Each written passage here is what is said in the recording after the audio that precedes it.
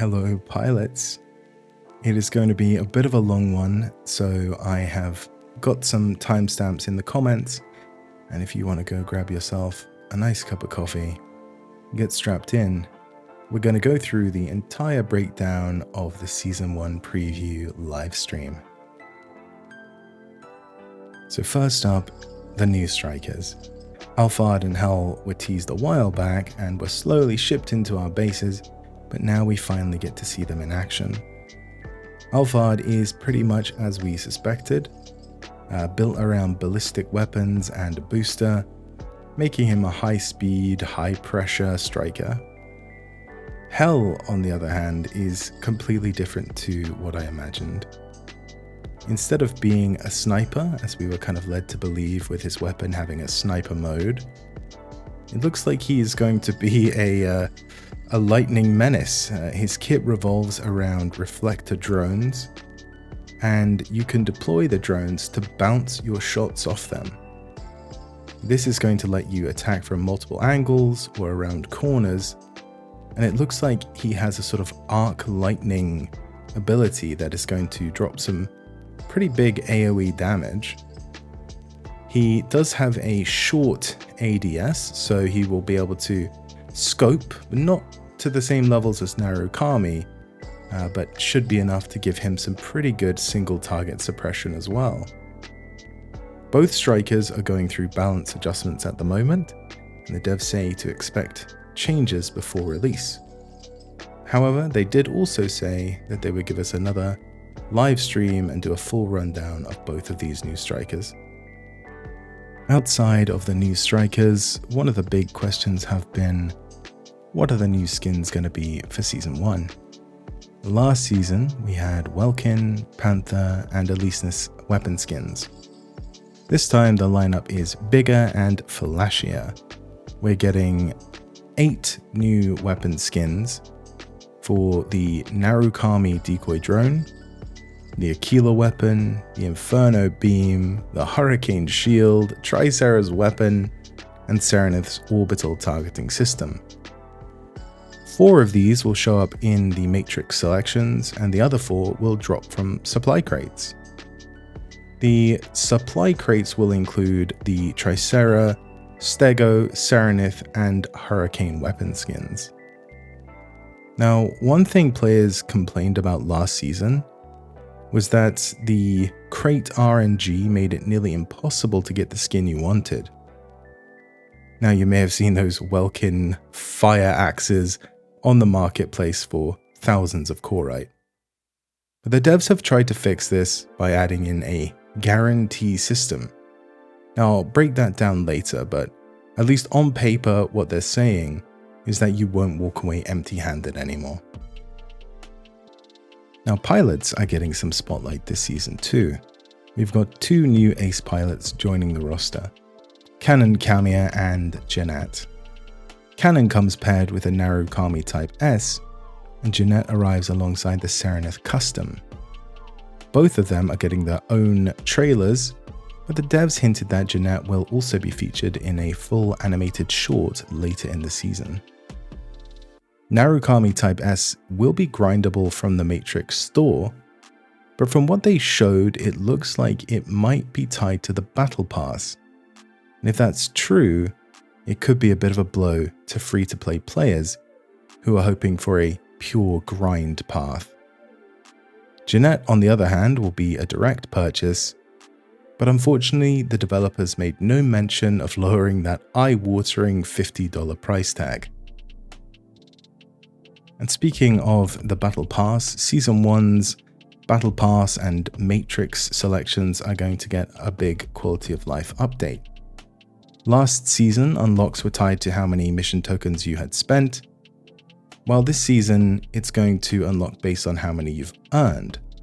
And this is going to effectively allow players to save up for things that they want, rather than just spending all of their tokens on rubbish that they need to unlock the rest of the rewards. The new system is also going to split rewards into 2 tracks. On the left, you'll have the free rewards, and on the right, you'll have the premium Battle Pass track. There are 50 tiers in total, and you'll unlock a new tier for every 1000 tokens earned. There's also going to be a feature that lets you unlock items from previous seasons, and to do this you'll just switch to the older tab and you can go back and grab anything that you might have missed. Season 0 is going to get its own holo background photo mode, which I'll go into in a little bit more detail. And I like this system because it's a bit like how Helldivers 2 handles it. Once you've unlocked it, you expect to be able to go back and get things from it, so I think that's a good change.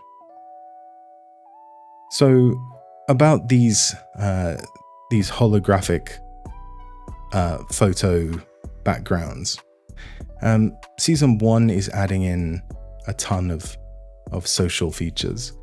Photo mode has now been officially launched, complete with these new holographic backgrounds, which are going to give you some really nice settings to put your strikers and pilots in. The strikers are fully posable, so you can set up proper action shots and portraits, and it looks like a really fun way to show off your builds and paint jobs.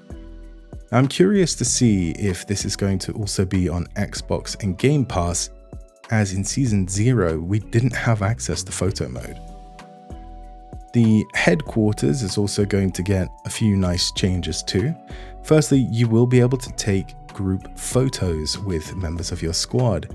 Simply head into your headquarters with your party and get up to no good there. On top of that, they're adding a jetpack with low flying movement, so you can fly around your headquarters, which looks kind of fun, to be honest. There's going to be 2 new rooms added, Kris's lounge and a full arcade, complete with pool tables, mini games, and things that you're going to be able to actually interact with. That's a small detail, but it makes the headquarters feel much more alive, and personally I'll definitely be unlocking that arcade as it looks like it's a lot of fun.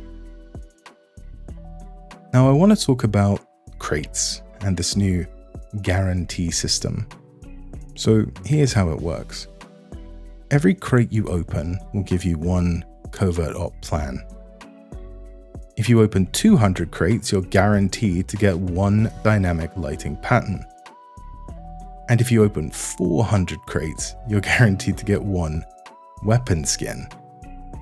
Now bear in mind that there are 10 different lighting patterns and 8 different weapons. So honestly, I don't really think that this fixes the problem. If you have to open hundreds of crates just to get the one thing that you want, it's still going to be a pretty insane grind. And let's be honest, most people aren't opening hundreds of crates casually. Now, of course, you might get lucky and pull something earlier, but without knowing the actual drop rates, it just feels like it's forced artificial scarcity. I assume that they've done this so that they can keep items rare enough so that they still have value in the marketplace. But for the average player, I think that this is still going to feel like poor RNG. But in these crates, in Season 1, they're going to be bringing in 2 brand new pattern sets.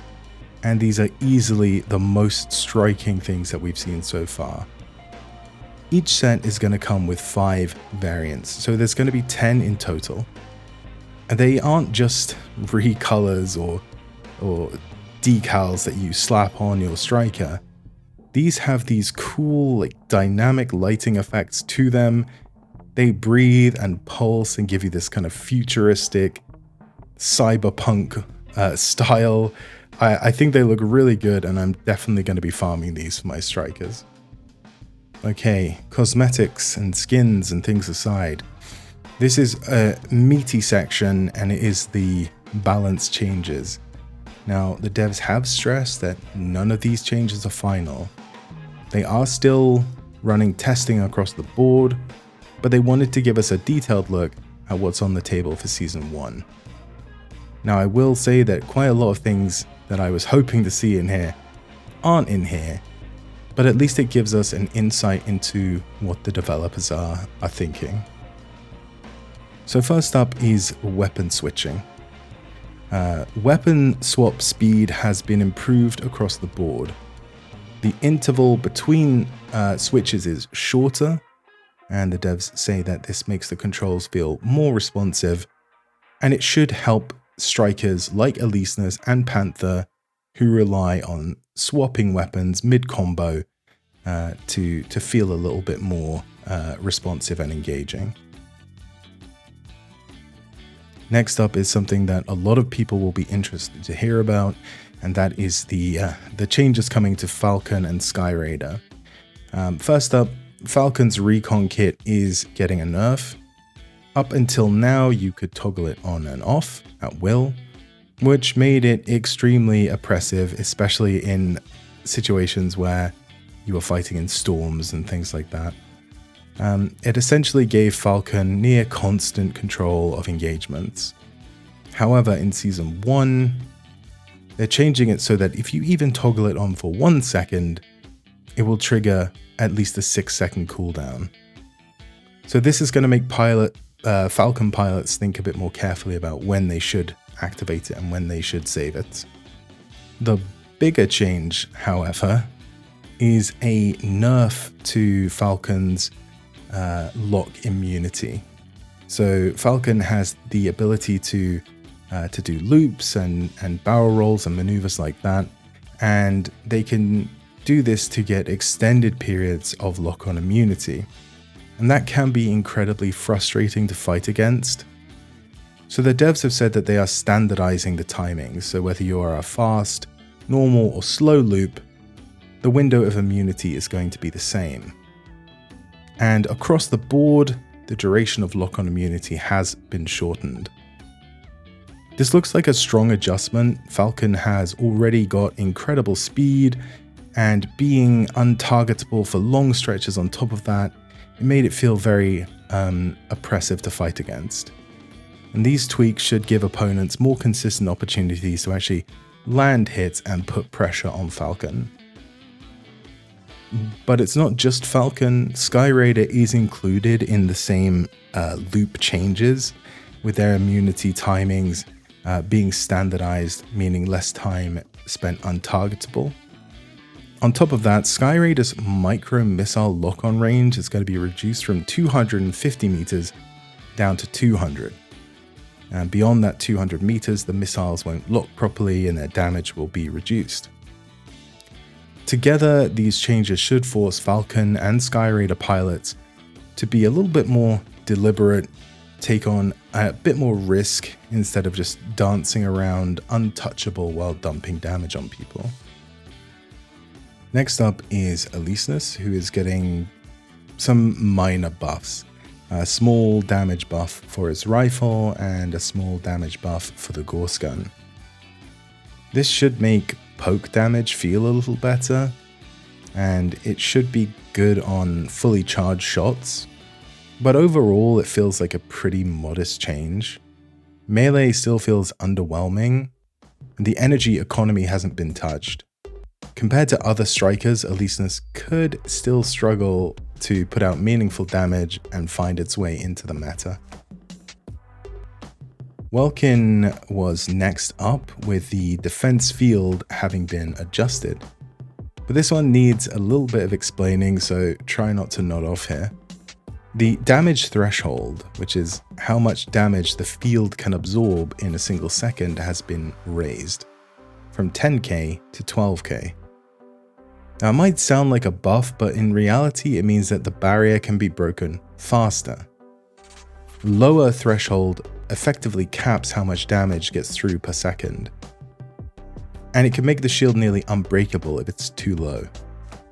Raising the threshold means more damage can land in each second, making it more realistic to shatter the field.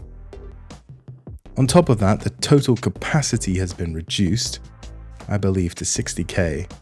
So under sustained fire, the devs say that the shield will drop in about 5 seconds. So while it's still tough, it shouldn't feel like that indestructible wall it sometimes did before. Inferno is next up on the chopping block, which I know a lot of people will be happy to hear about. but these changes are perhaps not what we were hoping for.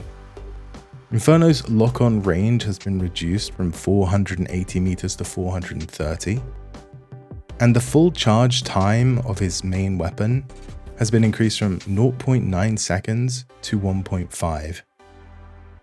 The devs also talked a little bit about a recoil exploit, where previously Inferno could stay airborne almost indefinitely by firing his weapons, which knocked him back and didn't consume energy.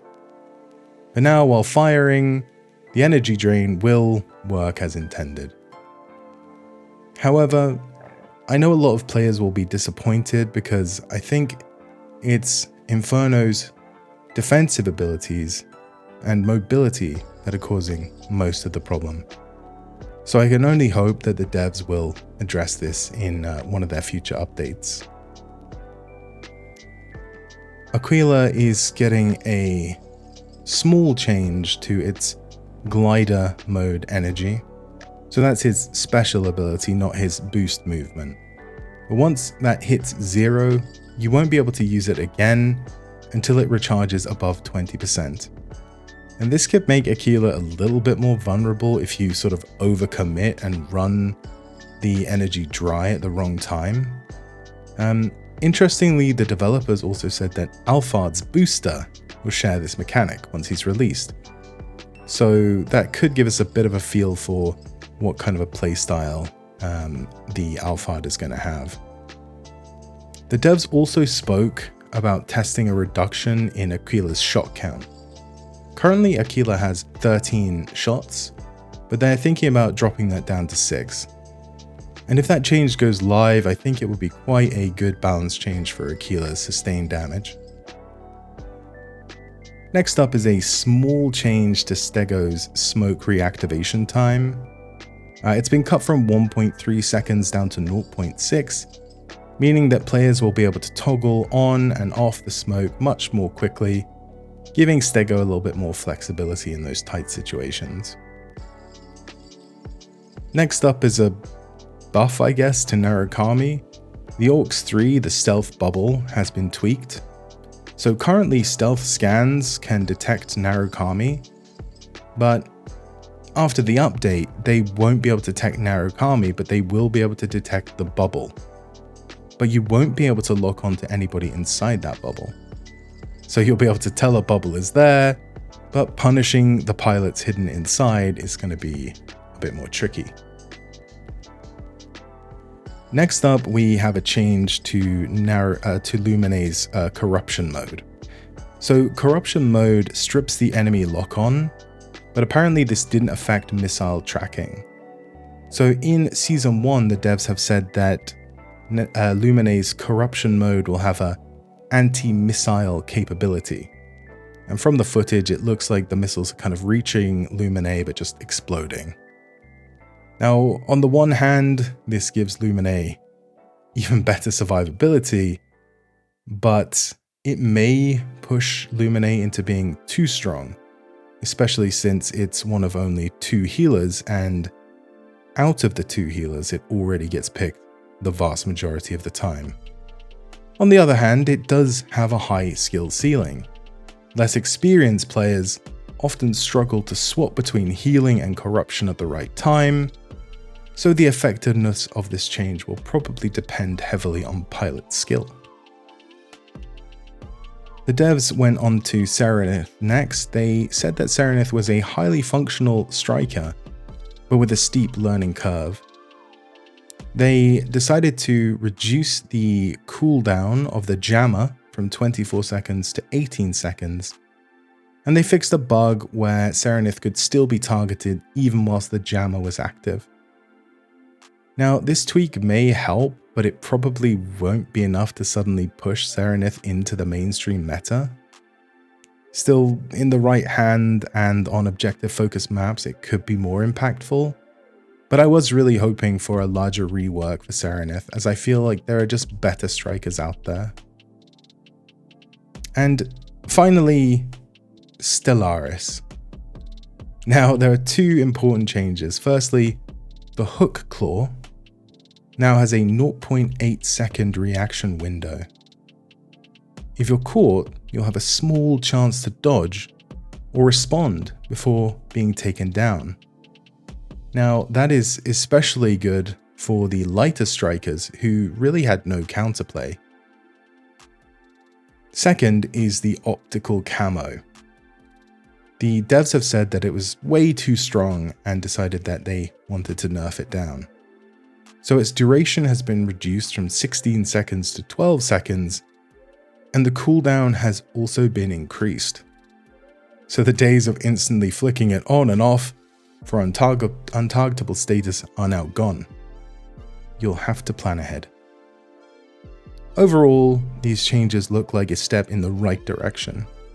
The Falcon and Skyraider in particular may finally feel fair to fight against, while other tweaks could help shake up how support and utility strikers perform.